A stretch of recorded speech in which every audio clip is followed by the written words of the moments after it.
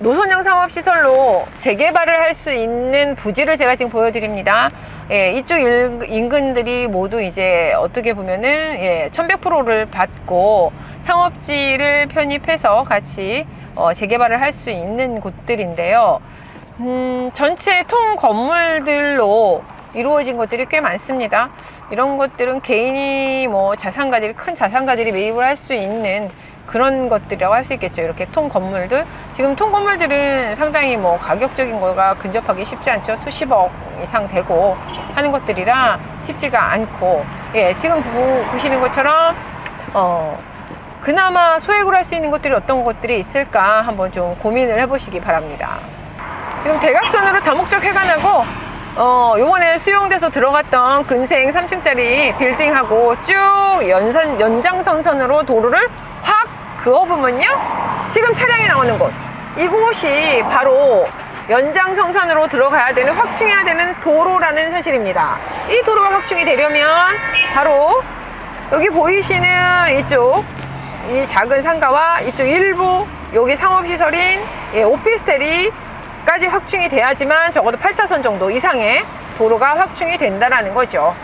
이렇게 봤을 때는 어떻게 우리는 가장 먼저 빨리 개발이 될 수 있는 게 바로 기반시설들이 들어가야 되는 도로나 업무 지원시설이라고 말씀드렸고, 도로나 업무 지원시설이 편입될 곳을 자세히 보시면 없지 않다. 예, 꼭 주거로 해야 된다고 하시는 분들은 이렇게 일반 상업지를 끼고 있는 뒤후면에 2종 일반 주거지나 3종 일반 주거지들을 또 매입하시면 됩니다. 있다면 말입니다. 하실 게 있다면.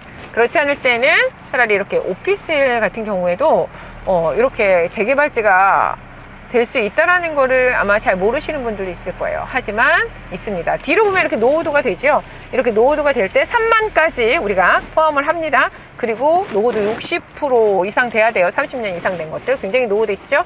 제가 본 오피스텔 뒤로 이 오피스텔은 꼭 껴야 된다는 거, 상업지는 꼭 들어가야 돼요. 노선형 상업시설 재개발은. 그리고 뒤로 이렇게 주거지들이 이렇게 주거지가 그냥 새거가 아니고요, 이렇게 30년 이상 된 것들이 60% 이상은 포진돼야 됩니다. 이렇게 포진되는 이런 형태를 보여드리는 거예요. 잘 이해가 안 가실 것 같아서 실물을 보여드리는 겁니다. 그래서 한번 뒤로도 한번 가볼게요. 제가 지금 이렇게 상업시설이 도로변에 있으면서 그 후면으로 이렇게 주거시설이 바로 붙어 있죠. 그러니까 상업시설에 중간 상업시설이 있는 것이 아니라 바로 낡은 주거시설들이 이렇게 바로 포진되어 있는 게 바로 노선형 상업지 재개발을 할 수 있는 요건을 갖춘 지금 부지다라는 것을 지금 이렇게 직접 확인해 드릴게요. 말씀만 드리면 잘 모르실 텐데 그런 부지를 말씀드리는 거예요.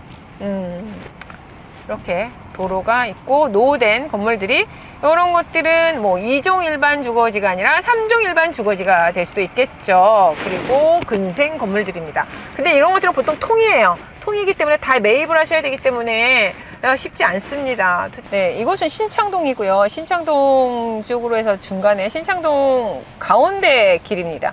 이곳에서 굉장히 잘 보이는데요. 이곳이 어떤 사거리로 되면서 분산이 돼야 되는 도로인데 지금 양방향해서 1차선으로 쭉 나와 있지만 굉장히 좁은 도로인 거 아실 거예요. 그리고 제 앞으로 보이시나요? 멀찍이 보이는 삐쭉 나와 있는 저 파란색 유리로 되어 있는 반투명 건물은 마사회 건물입니다. 저 건물을 우리가 매입해서 도로는 낼 수가 없겠죠. 그렇다고 하면은 제가 좀 전에 그 업무지하고 쫙 연결되는 도로하고 쫙 연결이 연속성상에서 어떻게 연결되는지를 보여드릴게요. 계속 직진을 하게 됐을 때 도로는 지금 이렇게 굉장히 복잡합니다.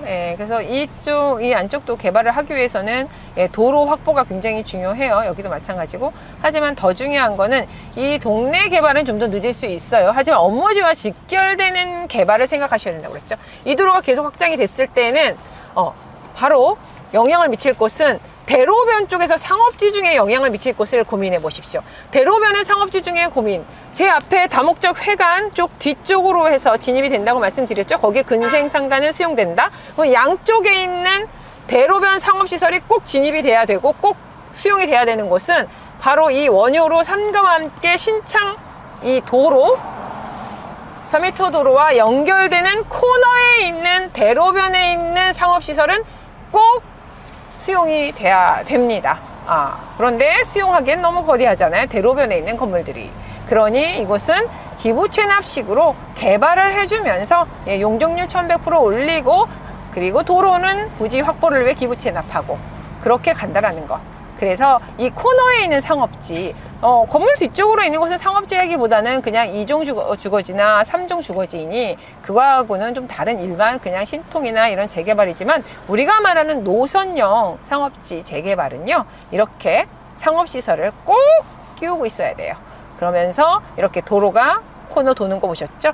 8m 도로와 4m 도로를 같이 접하고 있어야 돼요. 이제 아셨나요? 근생 건물들 너무 비쌉니다. 그렇다고 우리가 빌딩을 매입할 수는 없지 않습니까? 그러면 우리가 접근할 수 있는 거, 그건 바로 그래도 상업지로 유일하게 개인이 소유할 수 있게 쪼개게 해놓은 게 무엇입니까?